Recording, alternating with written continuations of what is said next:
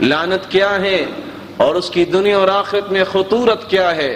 رحمتوں اور برکتوں کا مہینہ قریب ہے، اس سے قبل کہ ہم اس مہینے میں داخل ہوں اللہ ہم سب کو نصیب فرمائے۔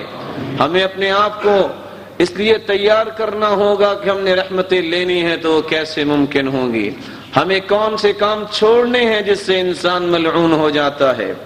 عربی زبان میں اللعنہ جس کا مطلب ہے شرمندہ کرنا، گالی دینا، دھتکارنا، نیکی سے دور کرنا، اور لعنت دھتکار کو بھی کہتے ہیں، پھٹکار کو بھی کہتے ہیں۔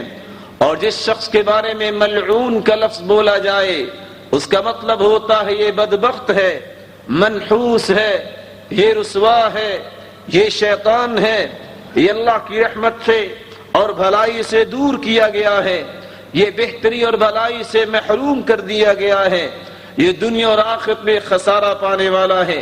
ابن الاسیر الجزری رحمہ اللہ فرماتے ہیں اللعن الطرد والابعاد من رحمت اللہ، لعنت سے مراد یہ ہے کہ یہ شخص اللہ کی رحمت سے دور ہے، اللہ کی برکت سے دور ہے۔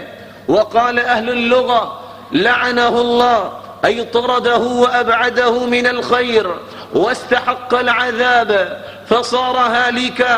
قرآن مجید میں اللہ فرماتے ہیں لعنہ اللہ، شیطان پہ اللہ کی لعنت ہو، یعنی اللہ نے اس کو اپنی رحمت سے دور کر دیا اور خیر اور بھلائی سے دور کر دیا۔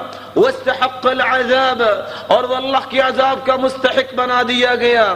فصار ہالکا، وہ دنیا کے اندر بھی اسی طرح ہی تلملاتا رہے گا اور قیامت کے دن بھی جہنم رسید ہوگا۔ اللہ ہم سب کو محفوظ فرمائے۔